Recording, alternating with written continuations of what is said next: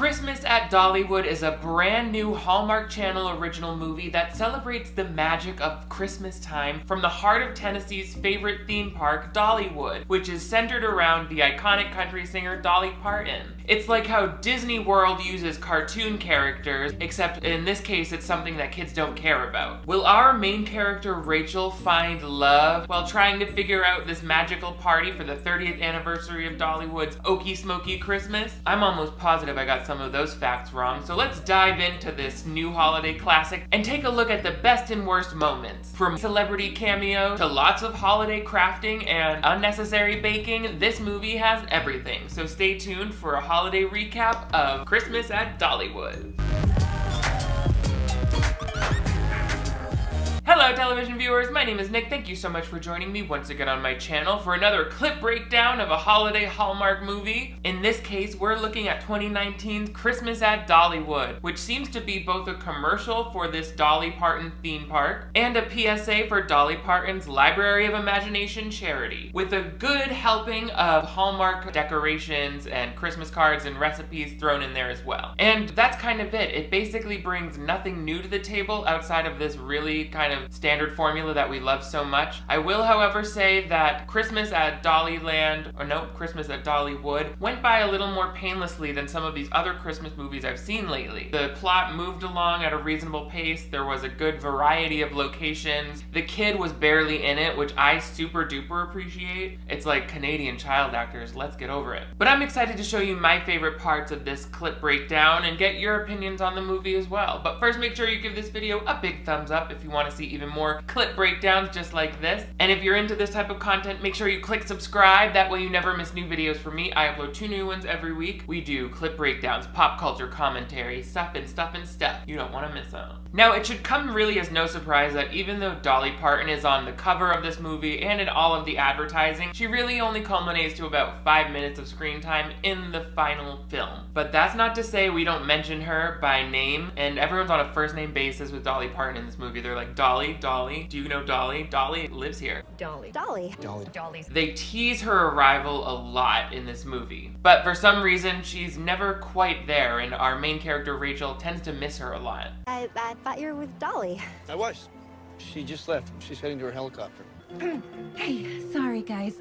Dolly had to take a call with her manager, so she won't be able to come by. Oh, shame. It's like she only wants to show up for 1 day of shooting. And when Dolly isn't just unseen around the corner, it seems like we're finding other fun ways of mentioning all of the amazing things she's done in her career. It comes across as really natural. It's a great picture of her, isn't it? She's incredible, isn't she? Imagine that. Being the kind of person who would start a foundation that donates books to little kids. Rachel, Dolly Parton's not in the room right now. She can't hear your compliment. Also, I don't know what's up with Dollywood. It seems like they're talking about real parts of the park. They're like, oh, Glacier Park, Show Central. And then the little girl's like, oh, I love going on these rides, but I don't see a single ride. Okay, I see little bit of clips of their Christmas parade, but I have no more of a reason to attend Dollywood. The only reason I can see to go is if I want to meet the handsome general manager, whose name I can't remember right now. And frankly, I don't really even want to see him because he makes the same 2 faces the whole movie. Let's get into it, okay, people? As I said, we see that Rachel is a really accomplished event planner. Her boss is like, you're gonna own this company one day. Which, like, she's gonna be the main event planner? Who's gonna be in charge of the accounting? She just gets to be in charge of everything? It's not clear what that promotion entails, but she's doing all of this in New York, even though she has this daughter who she doesn't get to see till late at night, until she gets a visit from a friend back home in Tennessee, where she grew up, Rachel. I'm here to convince you and Ava to come back to Tennessee for Christmas. So my mother sent you? No, Dolly did. Sure. Because Dolly Parton absolutely knows that I exist. What are you talking about? This year is the 30th anniversary of Smoky Mountain Christmas at Dollywood. We throw a big event on the 23rd, and the planner fell out. They want to meet with you ASAP. And even better, when is the last time you had a real hometown Christmas? That's a good enough reason for me. The 30th anniversary of Smoky Mountain Christmas. Now that's an event we need to pay reverence to, because I've never heard of it before. I guess that's like the ongoing Christmas parade at Dollywood. Get into it, it, okay? You don't need to know what it is. This movie's insane because we're just supposed to know who Dolly Parton is without any previous context. Like, literally, she's at a party in New York, and then this friend is like, Dolly's waiting for you. In a way, it's great. They don't overwrite it. Meanwhile, back in Tennessee at Dollywood, we meet our main male character of the film. I wish I could tell you his name. I just kind of looked around for it. We'll find it eventually. He does this face a lot. He's constantly lip curling. Anyway, he's some sort of employee at the park, but he's gunning for a promotion. It's the 30th anniversary, and with me taking over the celebration now, I need them to see that I can handle more than just park operations. I don't know why they don't just make you general manager right now. Why are you even interviewing? I guess they need to do their due diligence to make sure they're getting the right man for the job. I intend to convince them that that's me. So there we go. We have the main wants and needs of our characters set up, and the rest is Christmas history that you'll just have to watch it unfold like a magical Dolly Parton star right before your eyes. Rachel mentions that previous Christmases, Rachel's family would come visit her and Eva in New York because they are busy. So this is Eva's first time being at her grandparents' house in Tennessee for Christmas, and they greet her like they have never met before in their entire lives. Been waiting all day for you two. I know we were delayed. Oh. We're gonna show Ava all of our old traditions. Yep, starting tonight, letters to Santa. Ava, you can never write too many letters to Santa. Okay, in any other movie, I would be like, the mom is crazy, she's gonna kill us. That's something a cult leader would say. You can never write too many letters to Santa. Really? I feel like more than one is too many already. So come at me with some data and I'll understand you a little better. I just can't get over how little chemistry this whole family has with one another. It's like they're business associates. They're like, hello, Eva. Welcome to Christmas Town. So as it turns out, Rachel and the love interest are both sort of on trial for these jobs that they both want. The guy is trying to be the general manager, so he needs this 30th anniversary thing to go well, and Rachel is trying to impress everybody at her party planning firm. They constantly try to peddle this storyline that they're like not getting along and she's having too many ideas and he's like, oh, I'm not really that passionate about Christmas. It's very forced because this is the same dynamic they often pull for the relationship between the main characters in these movies. It's like the woman is all about Christmas and hot chocolate and hot cocoa and marshmallow peppermints, you know, and then the guy's like, well, whatever, I put a wreath up for Christmas and I see my family once a year. And she's like, that's not enough hot chocolate in your bloodstream, you dummy. That is an unacceptable amount of holiday cheer. They try to get this going on in addition to him being like, she's just so bossy, but they barely ever see them not getting along. For example, he's like, don't have any foods that they can't pronounce, and this is what she comes up with. Cranberry cheese bites, along with bite-sized pulled pork biscuits, fried tomato goodie baskets, and pecan pie lollies. This all looks so delicious. Well, it was fun putting the menu together, and it should be unique. 30 years. Have we mentioned, guys? 30 years. 30 years of this celebration that nobody quite knows what we're talking about, unless you've been to Dollywood, which nobody's been to. I really want to know. Can someone from Dollywood let me know what kind of admission rate spike we see from partnering with Hallmark for a movie like this? There's got to be some sort of data. Because they did this last year for Christmas at Graceland, and I was like, this seems to be drumming up tourism for these lesser-known country music destinations. Maybe Graceland was like, this was it. This killed it for us this Christmas. And Dolly Parton's like, well, I'll get in on some of that too. So Rachel kindly starts bringing her male gentleman friend into the fold, being like, well, you need a little more Christmas cheer. So she brings him back to the house to make Yule logs. Now, I've watched enough baking shows to know that Yule logs or any rolled cake is actually really hard to do, but these girls, these women in the family, including young Eva, are so shady about him not being able to make a cake. Why do you each need your own Yule log anyway? I'm willing to give it a shot, but this doesn't look quite right. It's messy. You have to spread the frosting evenly. Amazing. Thanks, yours too. And Mom's. Oh, Luke. Oh, Luke, I can't believe you're so stupid. You must not be into Christmas like we are. You must be the devil. Get out. Get out of here with your crummy rolled cake. Don't worry about that non-existent plot point about these two not quite getting along, because we've learned that they're really starting to gel. Their chemistry's like really starting to heat up a little bit when they're trying to decide what the waiters are going to wear for this high-class event by trying on a bunch of sweaters that they would never use for a high-class event. You look amazing. You do. It's my color.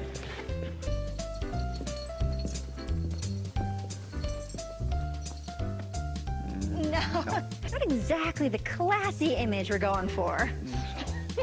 I was told I'd find you two here. The director was like, let's just have fun for this sweater montage. You know, just improvise a little bit. And both actors were like, sure, improvise. I learned how to do that. Anyway, the boss of the whole Dollywood operation, or whatever, there's a lot of authority figures in this movie. There's the boss who kind of acts like a coworker. There's the short-haired boss who's actually the boss. There's the brother of the guy whose name is Eric. And then there's the guy who offers the guy another job. It's a lot. And they're all interchangeable. You don't need to know what their positions are. They're just there to provide a conflict. Like, who's this woman with a clipboard? I still don't know what she does. These are books for Dolly's imagination library. What? Mm-hmm. All those little kids getting all those books. Maybe someday you could have a book in her library.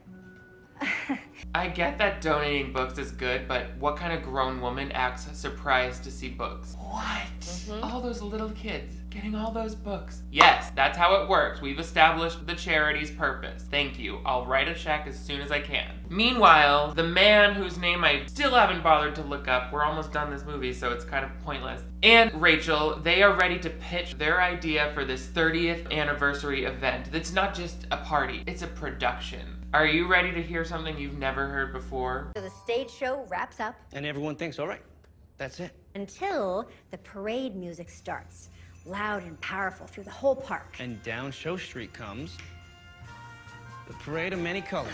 So Dolly gets in her car and she drives up with a parade in tow. Up to Glacier Ridge, where we'll do the finale, the tree lighting, and we'll unveil the LED star. An LED star? You mean lights? On a Christmas tree? I can't. Everyone in the movie's like, but we've never done that before. Have the show end and then a parade up here? Like, will people get confused? Will they even be able to understand? Somebody tell Dolly Parton that Disney does 3 parades a day, okay? And then now the new conflict is this guy, Eric, he can't get the LED star to work. It's like glitchy and problematic. Sometimes it works and sometimes it like disappointingly shuts off. To me, it's like, if you're turning on a Christmas tree, it should either work or it should not work. I don't understand why it's a 90% of the time sort of thing. In any case, everyone's on Rachel's back about how her dream of becoming an expert party planner is stupid, because they barely ever mention it. Like 3 times throughout the movie, they talk about how she tried to be a children's book author for a few months or something, and it didn't work out, so she gave up. And then she had Eva, and then her husband died. They only talk about it like a couple times, but her husband's dead, and you should be sad about it. Not too sad, because it's a long time ago. The daughter's not sad. It's fine. But despite her friend who doesn't live near her and her mom who doesn't live near her seeming to understand her motivations better than her, being like, no, you really want to live in Tennessee here. She is adamant. She's like, no, I'm pretty much good here. I want to go back to New York and do my job there. Meanwhile, the guy thinks that he didn't get the general manager job. He saw someone else sort of being congratulated by his boss, so he assumes, I didn't get the job, I should take this other job at Wild West Entertainment, which is a different park altogether.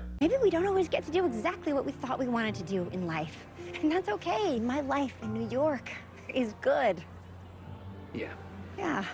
Yeah, I feel the same way, which is why I'm going to take that job at Wild West. It's everything I've been working toward. Oh, these people are just like, sadly, not gonna work out. This is a better third act kind of conflict than what I'm used to seeing in these movies. Usually a misunderstanding will cause the 2 love interests to like fight, and they'll be like, well, he doesn't even want me anymore, so I'm just gonna walk down that Christmas corridor and be sad. Or the guy will be like, I overheard her on the phone. She said she doesn't want to leave her job back in New York. And the other friend has to be like, she was talking about on opposite day. I have to go see her. But in this case, he just thought he lost the job, and she thinks she's gonna move back. But you guys, now we're at 1 hour and 7 minutes out of like 1 hour and 30 minutes total. We get a first appearance from our favorite Dollywood star. Rachel, Hey, evening, Luke. Hi, Dolly. Is this? It's Rachel. I have heard so much about you. I mean, you're Dolly. You're Dolly Parton. I mean, everybody knows who you are. Well, they better, or we'll have to close this place down. I just want to know if you're ready to do this thing. Yes. Well, come on, let's do it. See you later, Luke. See ya. Oh, hi Dolly Parton. Thank you for bringing the first glimpse of natural behavior onto the screen. We've gotten so far in this film. She has more charisma than the rest of this film has words. She just saved this whole movie. Really under the wire here at the last stage, but thank goodness. It's also hilarious how they can't even put Rachel in a position to not be starstruck when her like boss who she's trying to impress, Dolly Parton, is in front of her. Like, act like you're not a little girl, maybe for 2 seconds. And they let the boyfriend, I want to say his name is Luke, be all cool every time Dolly Parton's around. He's like, Dolly, so good to me. She never forgot me after this. But they let Rachel be all starstruck like she's too emotional to be professional around a famous person. Come on. For basically no reason that we get, like just, we don't know why sometimes the tree works and sometimes it doesn't. The guy never seems to figure it out or offer an explanation. But magically we get this scene where everything is resolved.